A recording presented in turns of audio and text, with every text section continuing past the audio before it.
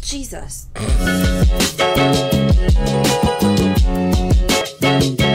Hello and welcome back to my channel. My name is Bethany. I am a future author, spiritual life coach, and mindset mentor to women who have been wronged by the church, shamed for the actions they've done outside the church, and condemned for essentially being themselves. A little break right now. I need to see my intro notes. Hold, please.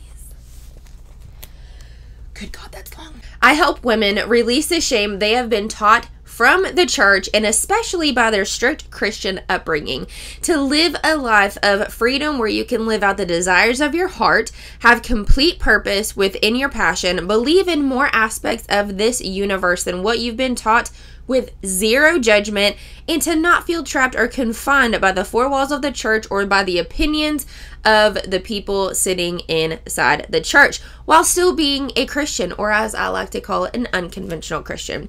During our unconventional Christian chats, we'll be chatting about things that Christians don't really like to talk about, like loving Jesus and loving crystals, or talking about the law of attraction and manifestation and how it impacts everybody's life, and possibly even asking questions about scripture, since we were all shamed not to do that. I'll also be taking you through the journey of writing my first self-published book, which I'm not going to tell you the title of just yet because it might change, but that's why I initially started this YouTube channel, so I could have a content outlet and another social media platform of keeping y'all updated with the chapters in the book, the topics in the book. So everything that I talk about on each episode will either be a chapter topic or will just be in the book. So while we talk about all these fun things, I'll either do my makeup, which I don't see that happening very often, but I did a little bit this morning, and when I woke up this morning, I was like, I gotta hanker into film. So instead of putting my, putting real people clothes on, I'm still in my jammies. Jammies meaning my fiance's clothes. Don't lie if you say that you don't wear your partner's clothes, right? Everybody does.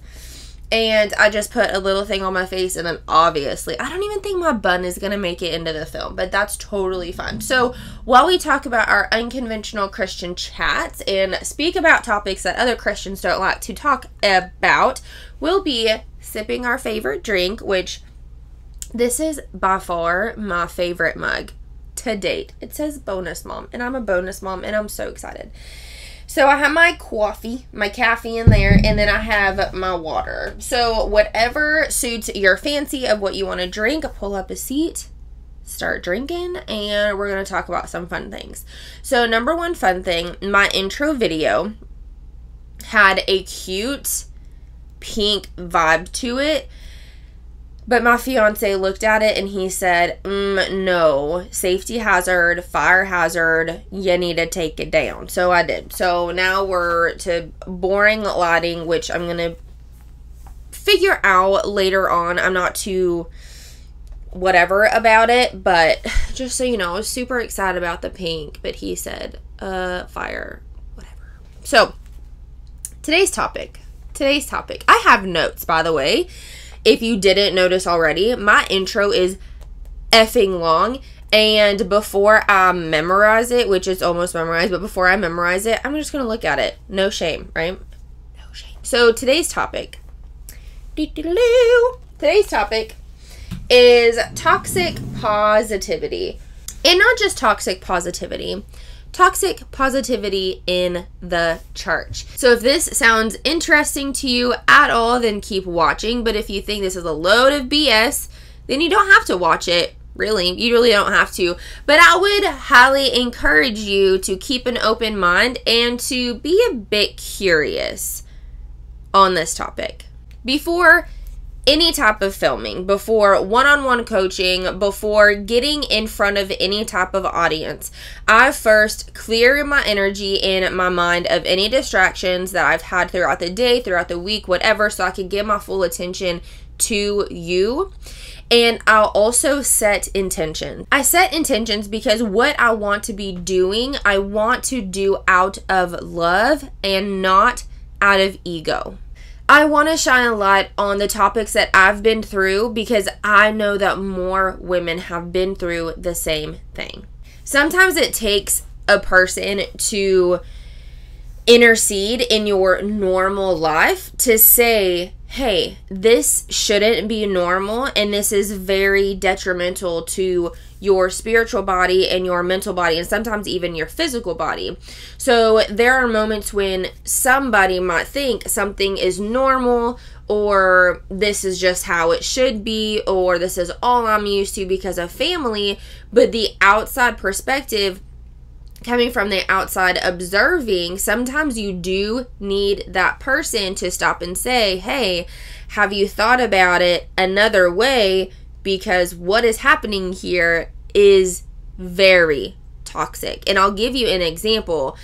Years ago, I was dealing with eating disorders. I was dealing with disordered eating after disordered eating. And if you don't know what orthorexia is, it's one disorder that I dealt with for a very, very long time. And it's the obsession of eating clean or eating healthy. So you're counting macros, you're counting everything that goes into your body so you can get those correct numbers.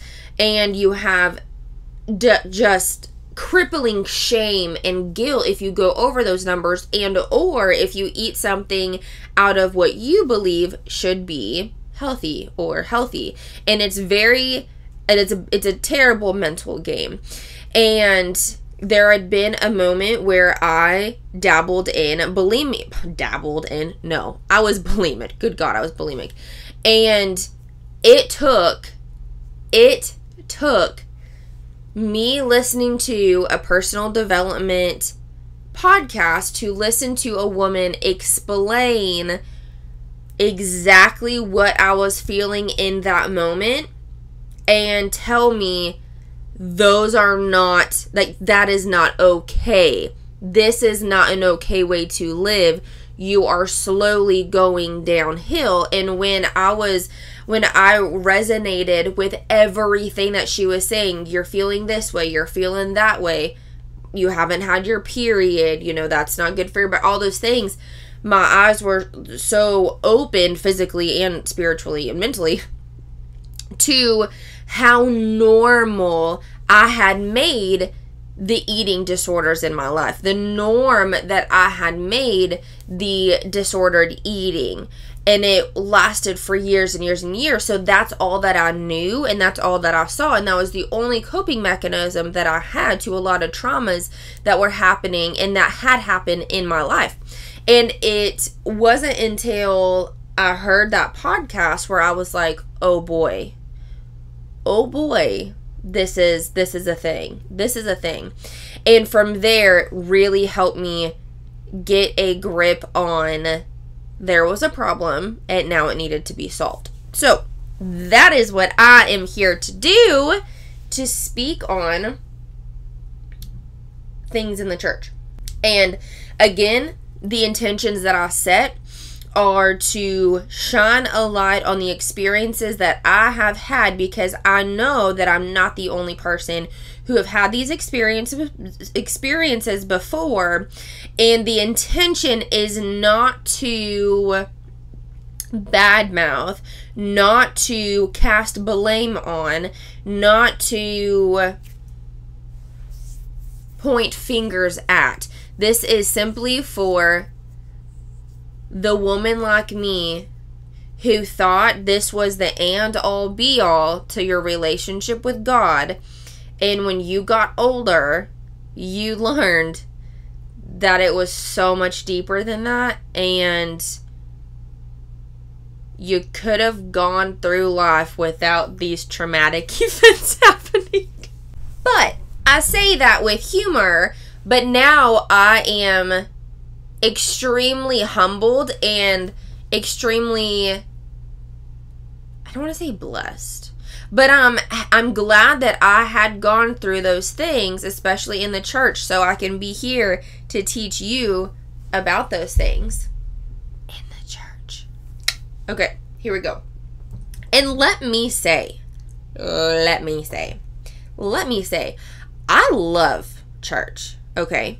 I love church. The church that I go to now is phenomenal. So when I do say the church in anything that I am saying, I am not referring to every single church. Okay? When I say the church, I mean the stereotypical kind of church that people look at and see, why do I want to go to a church that is full of hypocrisy, full of gossip, when you are saying we shouldn't be doing the thing? And that is what the church that I grew up in was very, very much like. So when I say the church, and if I say the church and you're like, oh my God, like I love the church that I'm in, then it's probably not a good definition of your church then, which that is perfectly fine, and that's absolutely amazing. And I'm so happy that you found a church that you can resonate with. So this was the church that I was born in Arkansas, and we moved to Missouri. I now live in Texas, but we moved to Missouri when I was fairly young. So a lot of what I know is from this church. It wasn't until this year that everything started to come into fruition of, oh my gosh, that's not right. Oh my God, that's what I was taught. That's not right. And that only came from really digging into me.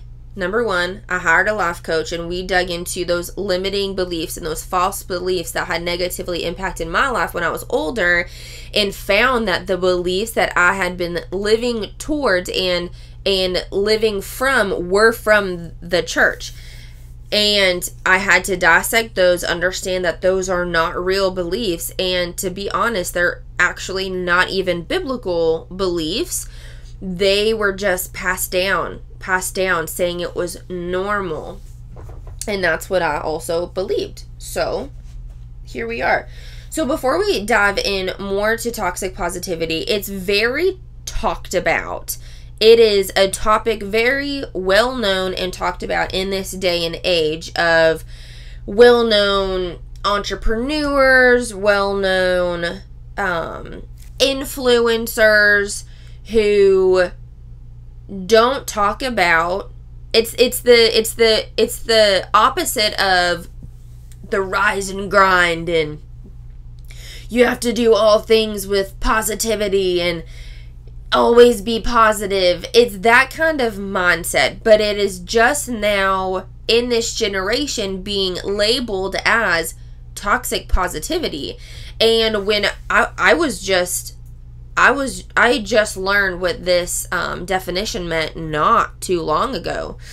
And the one woman that I was watching, and I think it was on YouTube when she was talking about it, I was like, oh my God, like everything that this phrase is, I have seen inside the church. Like that is the prominent place where I have seen this happen.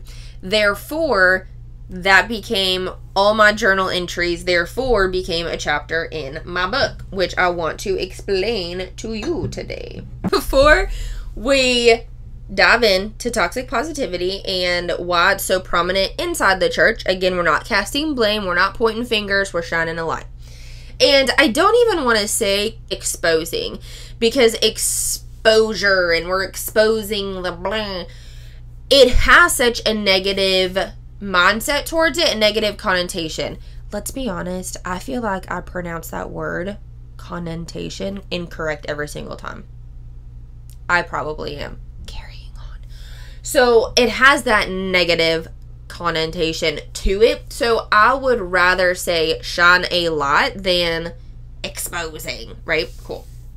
So first off, let's define toxic positivity From verywellmind.com. Man, it's hard to read over there. Pardon me, microphone. From verywellmind.com, it is defined as the belief that no matter how dire or difficult a situation is, people should maintain a positive mindset. It's a good vibes only approach to life. And I'm almost positive, almost certain that every one of us has either fallen victim of toxic positivity or we've used toxic positivity. Whether we're saying ourselves we're not allowing those negative emotions to affect us to where we're not crying or we're not mad, we're telling ourselves, well, we need to be positive. Like, you have all the cool things in life. Like, you have a roof over your head. You shouldn't be sad. And we could use that for ourselves, or we could also use that on somebody else. So there's no shame. There's no pointing fingers. Again, all I'm saying is we've all probably fallen victim of this. And that's okay. You're probably not aware of the negative effects that it can have on someone else and or yourself. This way of thinking, or I guess the lack thereof, is a twisted turn on positive thinking, positive mindset, and optimism. Toxic positivity is only here for you to feel uplifted and positive 100% of the time, all the time, no matter what the situation is. That vibe and that energy of, well, somebody always has it worse than you, so you should be happy where you're at. That kind of feel. Or not allowing space for your true feelings to be processed through. True feelings meaning if somebody did pass away, you have every right to be sad, to be angry about it, to process through it, instead of, well, somebody has it worse than you. Is this making sense? So feelings are meant to be felt and processed through. See, it's not only felt, it is felt and processed through. Feelings aren't here for us to ignore them, because if we continue to ignore them, which we'll get into later, if we continue to ignore them, then they're going to persist in our life. Whatever we resist will persist. Okay? So I found that I'm just going to get comfy here. I have a couch over here, so we're just going to get cozy, okay? Okay. Perf. That means perfect.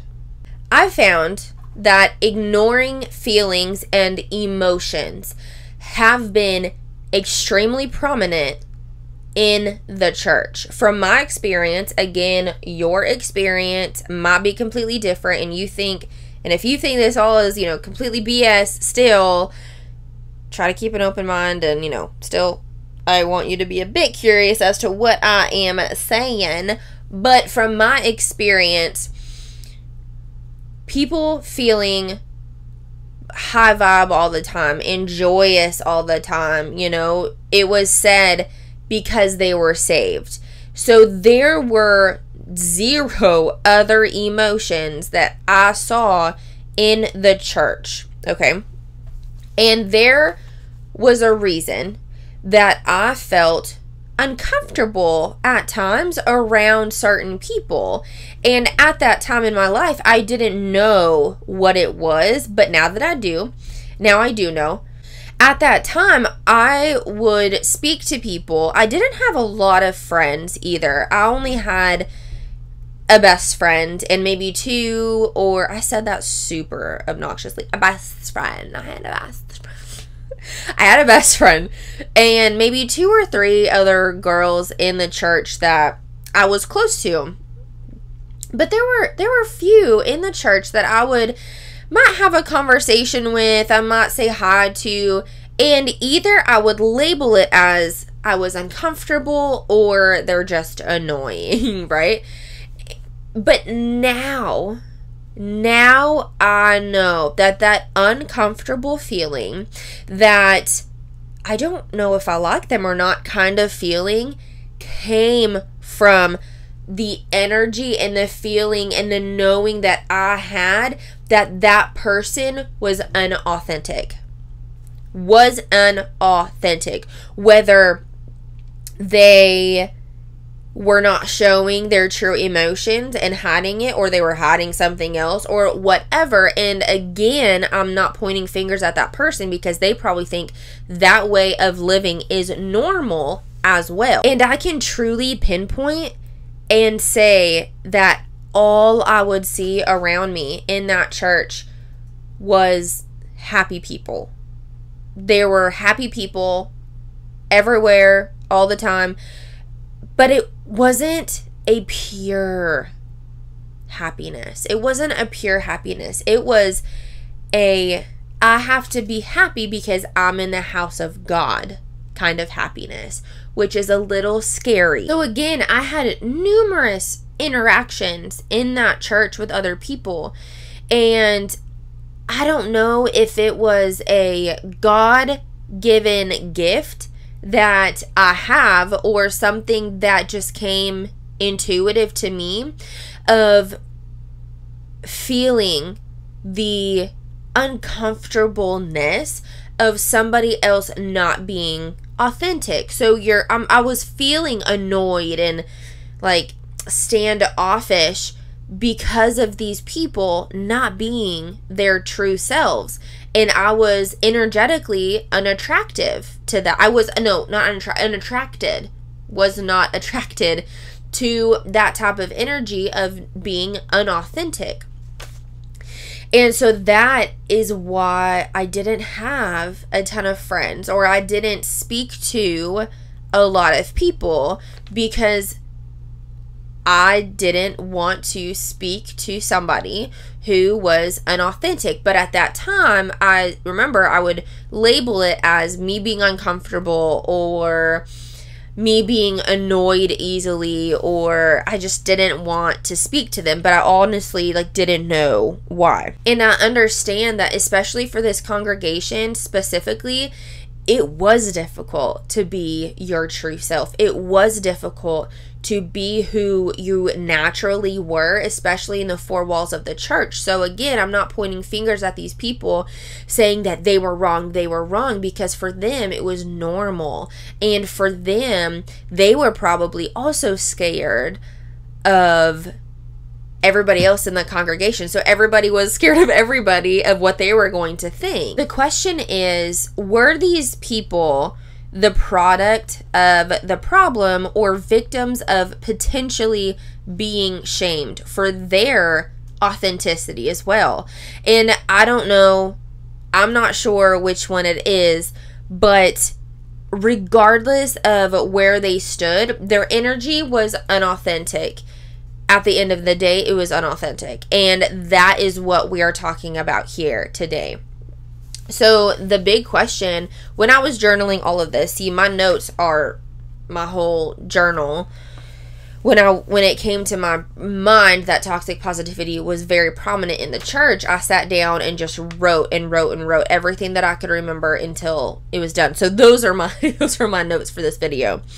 But the question is, why be so inauthentic in the church? What is it that pulls people not to be their true God-given selves within the four walls of the church? And something that I found was, the problematic answer is that there is a huge stigma around faith, feelings, emotions, feeling the feelings, processing the emotions. So there's a huge negative stigma around faith and feelings.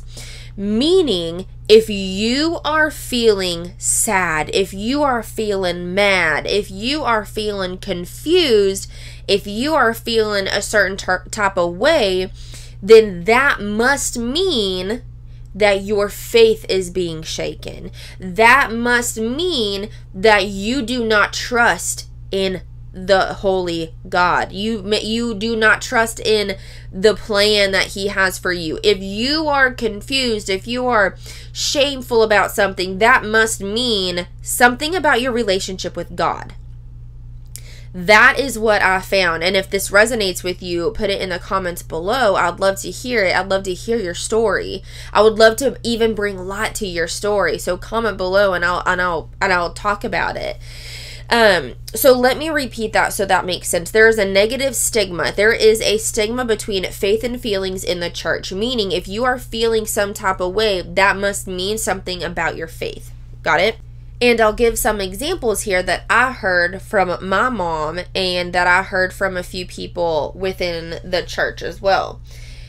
Feeling the feelings of confusion or feeling questionable over something that you heard, or like something that you heard the preacher say, or you read it in your Bible, or even feeling just sadness over something. Maybe you lost your job, or maybe even you weren't picked for the team when you were a teenager, or whatever. So you're feeling these feelings.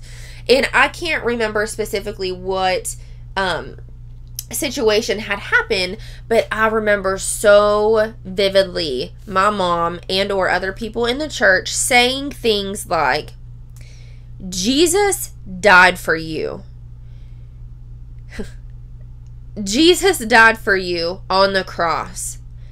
The only thing you should be feeling is peace and joy. I'm not joking. That's a thing. Jesus died for you. When you are feeling other emotions, these are still quotes, by the way. If you are feeling other emotions, you're telling God what he did wasn't good enough. What? Like, when I even say that out loud, I'm just like, that's awful. That's awful. And I feel as though God is like, no, that's not the thing. That's not the thing. Feel the feelings that I have provided for you and that I have given you to feel so you can process through, so you can grow closer to me. We forget that part in the church because we're also not taught that in the church. And this is another one too. If you are sad, if you are angry, if you're mad, if you're confused, if you're shameful, if you're whatever, fill in the blank with any negative emotion, then your mind is not on the things of God. Your mind is not on heavenly things. Okay, hold on. I think I wrote that quote down. Let me go in my notes here and make sure. If you're sad, your mind is on the things of this world and not heavenly things. Jesus didn't die for you to be sad about something small here on earth.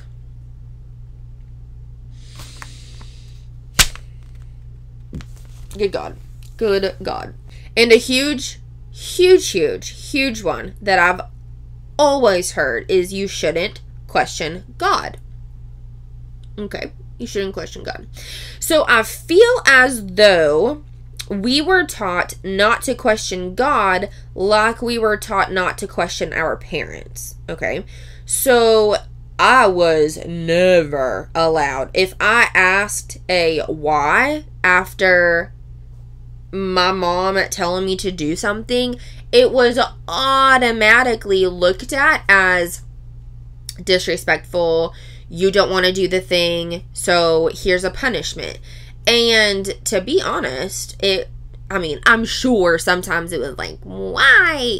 But most of the time it was sincerely like, okay, so why do you feel like I should do that? Like, why do you feel like, what is it going to be efficient for me to do the thing? You know what I'm saying? So like a curiosity kind of why, not a disrespectful kind of why.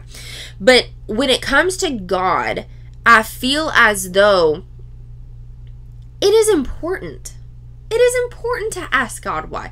I think it is, I am an advocate for asking God, oh, why do you think this? Because it's a conversation between you and God.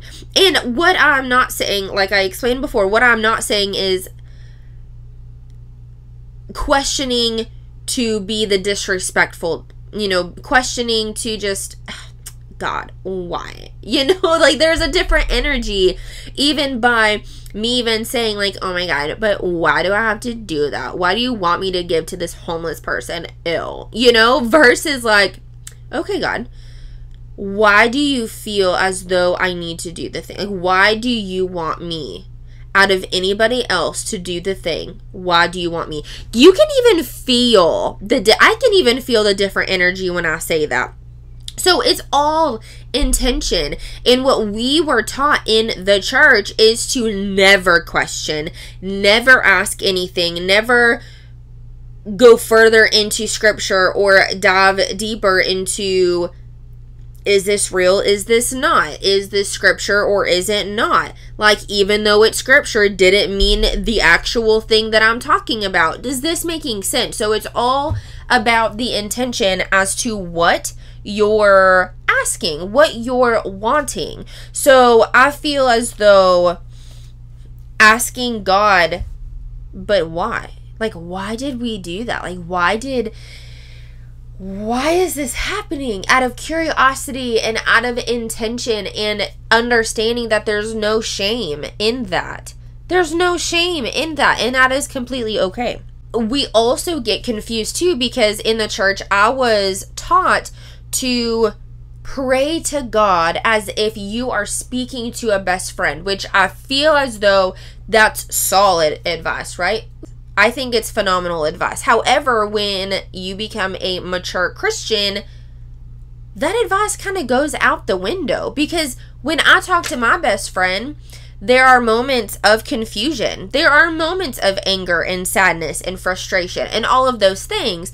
But when you do become a mature Christian, it's no longer okay to have that talk with God. It's frowned upon and even shamed to ask questions. And it's also shame to even express the negative emotions, because again, that must mean something bad about your relationship with God, versus allowing those emotions to process through and feel through the body so we can understand even where they're coming from. And here's something that you won't necessarily hear inside of the church, because remember, there is a stigma between feelings and faith. Right? So if you're feeling one way, it must mean something about your faith. But you'll never hear, you can be sad. You can be sad that your pet got sick, or your pet passed away, or somebody else passed away, or somebody got sick. You can be sad and even mad and even angry at that, while still holding faith in God and still believing that each day is going to get better. You can be angry that you just lost your job, while knowing God will provide something even better for you. Are you understanding what I'm saying? So you can hold that quote unquote negative emotion, right? You can hold the, I feel so bad about this thing, but deep inside of me, I still have faith in my God. Right? You can be a bit confused and frustrated that a plan didn't work out according to exactly what you wanted and the way that you hoped, and still hold faith in God that it's working out the way that it's supposed to, and everything is always working out in your favor and in your good.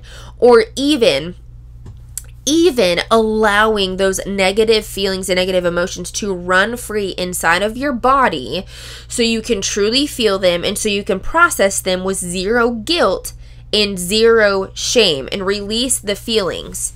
Release the feelings and then actually live in the positive feelings. So what I'm saying is having a moment to yourself, by yourself, feeling the anxiety, feeling the energy of anger, feeling that anger, feeling the sadness and confusion and shame over something, and allowing that to run free in your body. Because remember, whatever we resist will persist. That's why processing through emotions is so important. So you can take that moment and really feel into the feelings of anger, feel into the feelings of sadness, and then release it. And then now you can live in those uplifting, positive, high vibe feelings because you just processed through those emotions. This is processing. This is healing. And this is growth, not only in yourself, but with your relationship with God. And to be completely vulnerable and completely honest with you, I don't remember processing through emotions as a child. My parents were very, again, they did the best that they could with the information that they had. I don't think I ever processed through emotions in my personal life or in church because negative emotions were felt but shoved aside, right? They were felt but never processed through, which took me for a very emotional, confused journey when my mom passed away in 2012. I hadn't been shown how to deal with a traumatic event, to deal with crippling loss. I didn't know the process in which I needed to go about to process through emotions. I hadn't been shown or made believe that it was even okay to feel feelings, to deeply process and to heal, to deeply process the feelings and to actually heal. In my household, feelings, negative feelings, were looked at as being weak, and you can feel it for a little bit, but let's solve the problem. And that's how I was raised. That's how I even, not even taught, but like that's how I would go about. If friends were to come to me, confide in me with different problems, they would tell me the thing and they would tell me their feelings, and I'm like, oh God, feelings, no thank you, let's solve the problem. So just like when we started this video, I had been a victim too and spoken to a lot of friends about, toxic positivity and living in toxic positivity without actually knowing. But again, I thought it was normal to not feel negative emotions. And I thought it was odd when people would feel negative emotions. Like, you're crying. Why are you crying? Oh, I'm just sad. Well, look at somebody else's life. Like, you shouldn't be sad. Gross. Gross past Bethany. Ugh. So I became extremely lost and confused, shameful, and even physically in pain, even years after my mom passed away, because I had tons of emotions, yet I didn't know how to feel or to really process through deep turmoil and loss.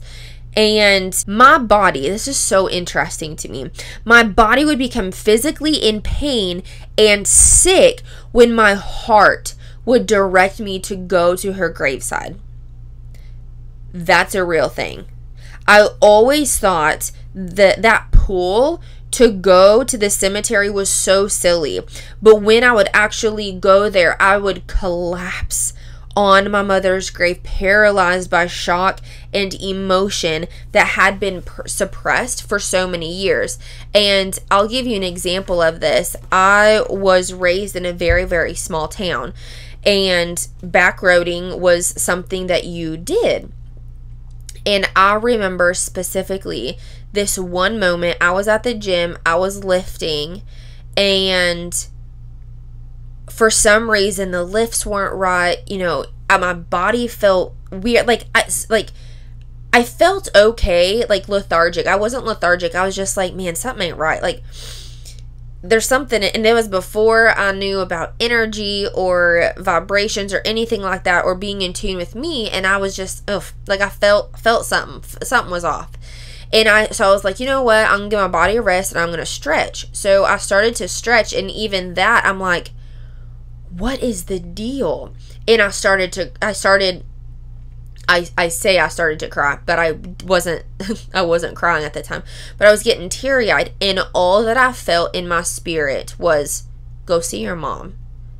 And I'm like, well, why though? Like, she's not there. She's not there. So I left there and I went to go take a drive. I'm like, you know what? Maybe I just need some back road in my life. So I went on a back road and I drove, and that pull of go see your mom was so body aching to me. Like, I felt it in my body that I was starting to become lethargic feeling. I was starting to feel that I need to go. And so I caved in, and once I went, it felt like bricks all crumbled down. And this isn't just one happening. This isn't just a one-time thing. This would happen all of the time, to the extent of me thinking I'm never going to be able to move. I'm never going to be able to move from this little town in Missouri because I have to heal by being by my mom. And at that time, I didn't understand I wasn't aware that the reason why I was so drawn was because I hadn't even dealt with those emotions. I hadn't even started to deal with those emotions. So I would lay with my mom uncontrollably sobbing to the point of having an anxiety attack. And these anxiety attacks and gut wrenching paralysis would happen over and over and over. And to the point I felt trapped, like I was saying, trapped in a small town because my body couldn't be away from her grave. All of this simply because I never processed my mother's death. What was my coping mechanism? Being and staying excessively busy. Did you know that busyness is a trauma-based response? It is a coping mechanism to things that have happened in your life. So when you are incredibly busy and just fill your calendar and you feel worthless if you're not busy, take a step back and ask yourself, why do I keep filling my calendar up? Why do I feel as though I need to be busy? Not saying that, trauma is the reason, but it could be. Though I didn't know at the time that it was a coping mechanism, it came to fruition that my busyness had prolonged my processing because I graduated college and I moved out on my own and I was single for the first time in a while. And this season came with a lot more quiet time. So I was a music student, and after deciding not to be a music student after 4 years, I went to kinesiology, which is the study of movement. So I received my personal training certification, and being a music student is a full-time job in itself. So right after that, I was practicing all the time, and then I spent 2 more years in college, so a total of 6 years. And from there, I did my internship here in Texas after I graduated college. So very, very busy. Very, very busy. And after that, I was in a 2.5-year extremely toxic relationship that obviously kept my brain away from processing through now a traumatic event with that partner and my mother's passing. So a lot of allowance of things in my brain, so I wasn't processing. So this season came through a lot of quiet time. So this was after I graduated college, after I moved out of that person's house and finally started my way back on my own. And this came from finding my first real job out of college, a 9-to-5 job out of college. And even then, I'd fill my calendar with all of the things. But my first solution was no downtime and always to stay extremely busy.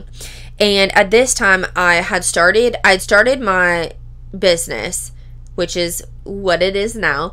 I started my business in 2014 or 15, and progressively, had a newsletter, and I did personal training in that business, and now it has turned into a life coaching business, and it's extremely, I can get into that in a whole other, I might do that. That seems fun. So I was doing a lot of businessy things, and going to school. I wasn't able to, because of school, I wasn't able to go all in my business. So now that I was living by myself, I was single, and I only had the 9-to-5 job, I had the chance to go balls to the wall, completely in this business. I would have done anything business productive to be able to say, like, I only slept 5 hours because I was working on my business, that kind of entrepreneurship. Good God, never again. Until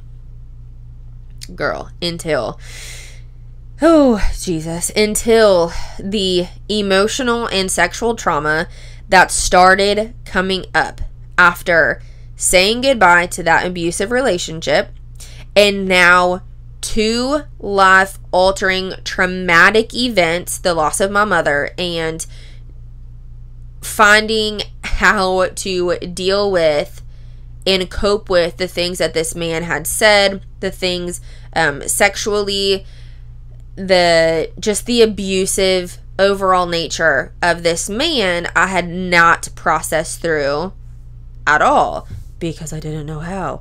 Or I was like, oh, trauma, no. But now I'm like, oh, no, Bethany, that all was trauma. And these events would now have me face down on the floor, struggling for breaths, laying in a puddle of my own tears. These traumas had a grip so tight on my life that they started becoming a part of me. They started becoming my normal. They started becoming, well, this is just how it has to be. There would be something to tip off, my emotions. I would get triggered by something somebody had said, and I would start to uncontrollably cry into a full-blown anxiety attack. Again, this isn't just one time. This is day after day in work, having to go to the bathroom, really, really struggling for breaths because there was something that has come over me that I wasn't sure what it was, but I just couldn't breathe, and I would cry, and I wouldn't want other people to see, so I would just keep pushing it down and keep pushing it down. And this is what my life looked like until I confided into my best friend about how I had been feeling and how I had been really drawn to go to my mother's grave on a weekly basis, and into the point of where my insides would hurt if I wasn't going there, and my insides would hurt and just cringe and be so compressed is a good word for it. It really felt like a brick was on my whole body when I would say, like, no, I don't want to go there. But as soon as I would go there, I could feel that physically release from me. And when I would explain this to my best friend, she said, Bethany, I love you, but I don't think you've ever processed through your mother's passing. And when she said that, my first thought was, oh no, of course not. Like, of course not. And I held that as like a badge of honor. Like, oh no, I'm still super sad over my mom. Of course I haven't processed through it. Because there was a time where like processing through emotions meant we were done with it. Like, they'll never bother me again. And maybe there was something deep inside of me that didn't want to process it because I wanted to feel that connection to my mom. And to be completely honest with you, that just came to me, and that might be a reason. So she said, Bethany, you need to go to therapy. So when she had talked to me about processing, my best friend talking to me about processing my emotions, that was the first time I had ever heard somebody say, process through emotion and not just feel the emotion, but literally a process through it. Like maybe it's a journey through emotion, right? So as soon as she said that, I booked my first, that week, I booked my first session with my therapist and never looked back. Never looked back. Therapy and life coaching for me has had such a drastic turning point in my life through learning how to process through emotion, learning how to no longer be ashamed to express emotion completely and utterly unapologetically, and processing through emotion. Those are all parts of the healing journey once you've experienced trauma. Once you've experienced trauma and you are aware, oh, that was a traumatic event in my life, processing journey begins. And the answer isn't continuous happiness. Ignoring negative emotions and getting over it is something that I heard a lot in my life. And for the church, you always hear just pray about it or just seek peace about it, which I am here for peace. I am here for prayer and peace. But for healing purposes, to fully overcome and manage trauma, you must feel emotions to their fullest extent. And not feeling emotions for an allotted time, like you can only feel here and here, and then you'll be fine after, but and not even wondering, well, I can feel it, but when am I going to be over it? It's not that energy. It's a healing process. It's sometimes a simple prayer isn't going to hold the same weight as taking the journey to discover the deep-rooted limiting beliefs or deep-rooted emotions and beliefs that have been suppressed for so long. Is that making sense? So the church wants to simplify it as, well, just pray about it. Just ask God about it. Or, if you don't have peace, don't do it. Which I'm here for prayer. I'm here for having peace. Like, I feel like in everybody's walk with God and everybody's life, everybody wants peace. Like, that's what we're striving for, freedom and peace, right? But at the same time, sometimes you really, really need to, sometimes it's a slow walk, but it's a walk regardless. Walking through the process and the journey of feeling the feelings and really diving deep into, where did those feelings come from? What trauma had this impact on my life? What belief had been suppressed for so many years? And this is why toxic positivity is just as it says. It is toxic. And I have this example here. Can standing in the front row during praise and worship help you feel at peace, joyful, happy, or whatever for a bit? Like, absolutely. That's what it's there for. And that's what happens when in the euphoria of praise and worship. But what happens when that goes away? What happens when the euphoric state of praise and worship goes away and it's a Tuesday or it's a Thursday or Friday? You're back to square one, feeling negative emotion. And you know why these emotions keep peering their head, like we've said before, because whatever you resist will persist. That's what it is. Meaning, like, if you're ignoring these emotions because you might feel as though they're uncomfortable for a bit, or they're uncomfortable to face, or you're under the belief of the church that pushes the beliefs of shame and guilt and condemnation for those feelings, they will show up in other areas of your life. It doesn't necessarily mean they'll show up in the same situation. Like, if you're sad, then same thing happens, you're sad. No, that emotion, those beliefs that have been suppressed will continue to show up in your life in other ways. Meaning, that might be where a lot of confusion, anxiety comes from, because you can't necessarily pinpoint, or you can't pinpoint the emotion, but you're like, God, I have a lot of emotions, but I just don't know which one is which. That might be coming from something that you have suppressed for such a long time that you haven't processed through. And here I am to tell you that it is okay to be sad. It is okay to be angry. It is okay to be frustrated, overwhelmed, whatever, and be a Christian and wholeheartedly believe in God. And some scriptures that my mom used for me when I was feeling these quote unquote negative emotions, which let me say real fast, is the reason why negative emotions have a negative connotation is because we have put that negative mindset, that negative connotation on the word. We have literally put, like, okay, emotion is an emotion, is an emotion. So we humans, us, have put the belief and the word negative and positive before the word emotion, so we can label them.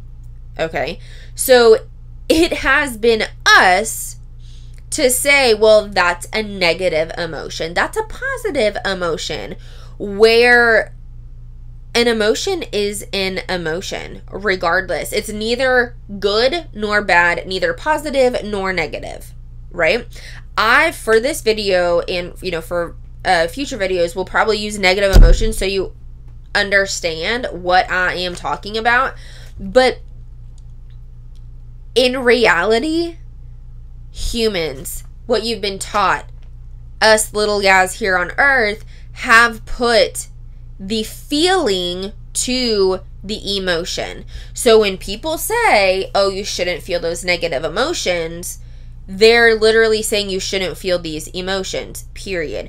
You can feel any emotion that you want to feel. Positive emotion, negative emotion, we have just defined them to label them, right?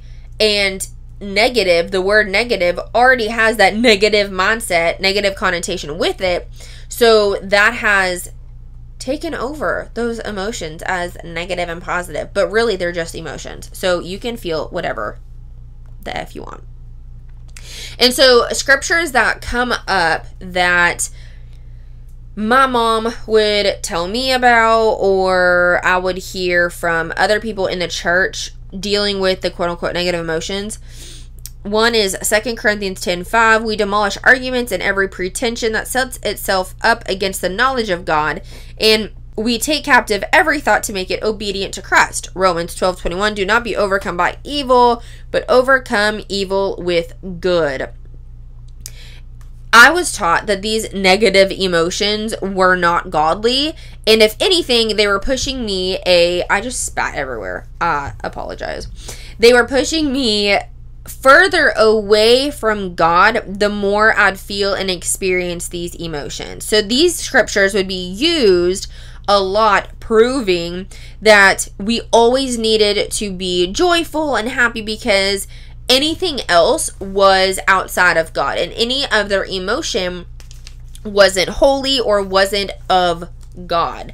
So when you are raised that way, you are programmed to believe that any shame that you're feeling, any confusion that you're feeling, any anger or sadness could potentially be sinning against God. So therefore, shame comes in, condemnation comes in, and you're wondering what's wrong with you because you're feeling these emotions, which equals a very freaking confused teenager. This is the question that I wrote in here. So let me get this straight. I literally wrote that. You're not allowed to feel emotions, possibly express these emotions, the same emotions that Jesus himself had felt, experienced, and expressed because of the belief Christians hold of these negative emotions will somehow impact your walk with God? Question mark. So what you're saying is, we have been under the belief of the church from these Christians that these negative emotions that we are naturally feeling are pushing us further away from God, from Jesus, though he has felt the same feelings too. It doesn't make sense to me. We have been taught, and it's not so much the exact wording coming out of, if you are not processing emotion, then that means you are not close to whatever. It's not that. But it is programmed into our little baby brains that if you are not feeling it, if you are feeling these quote-unquote negative emotions, then you are being pushed away from God, because the positive feelings are only from God, only take you closer to God. Okay, that is what my experience, but I'm going to say the church and we have been taught. But now that I've done so much work on myself, I am a forever believer that processing through emotions, feeling those emotions with zero guilt or shame, is going to push you, is going to impact your walk with yourself and walk with God even greater than not processing through emotions. Not processing through emotions is going to push you so much further away from who God has created you to be. And processing through, feeling the emotions, understanding where the false beliefs have been coming from and why they're negatively impacting your life, and taking the route of, well, I should be doing this thing different, and I need to know myself better equals knowing God better. It's just processing through emotions equals knowing God more. Like, that's just the math problem here. That's the holy math problem. This is the book that I will probably be reading out of each time I film. And I didn't want it to be like actually reading the whole entire, I don't even know if it's going to be the chapter of the book, but essentially reading everything that I wrote about the topic. But I mean, I put my stuff in there too, and that just worked out the way that it was supposed to, because again, I set the intention that everything that I say and everything that happens will be, again, out of love, but will be needed and will be said. So I am so happy that you have been here for an Unconventional Christian Chat.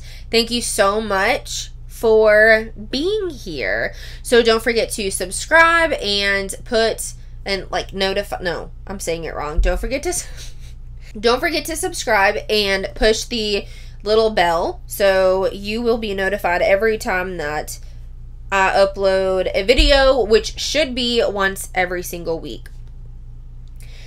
I hope this video has helped you. I know it was long, but these are a lot of details that need to be said, shining light to the world of these things that are going on inside the church that people think are normal, which shouldn't be normal. I hope this has helped you. If you know somebody dealing with the same thing, if this resonates with you, please share it with friends. Again, I said this in the middle of the video, but if you have, I think I want to start doing this. Oh my God. I think I want to start doing this. I will potentially open up a Google Drive if what I receive is consistent from y'all. If you have a church horror story and you are either out of it or you have questions about something, please comment them below. I will put my work email, literally just my name, I'll put my work email in the description box below. So if you want to be anonymous or it's too long for the comment section, you can email me. I would be happy. I think that would be really cool to shine light on other people's stories as well. So if you have a church horror story, if you have questions about things that are being taught within the church, and you want to dive deeper into that with me, I will be more than happy to, because again, my intention is to reach numerous women through this platform, and I already love you so much. Thank you so much for joining me, and I will talk to you next week. Bye-bye. Oh, go add me on Instagram. I forgot about that. Don't forget, add me on Instagram. It is literally my name again. Well, my middle name. It's Bethany Michael _ Bethany Michael _ and I don't have a lot of the, and it's kind of the same, actually I lied, it's kind of the same content, but more spiritual life coaching on that side of the social media. So go do that. Love and appreciate you, and remember, you are the greatest of all time. Okay, now I'll talk to you next week. Bye.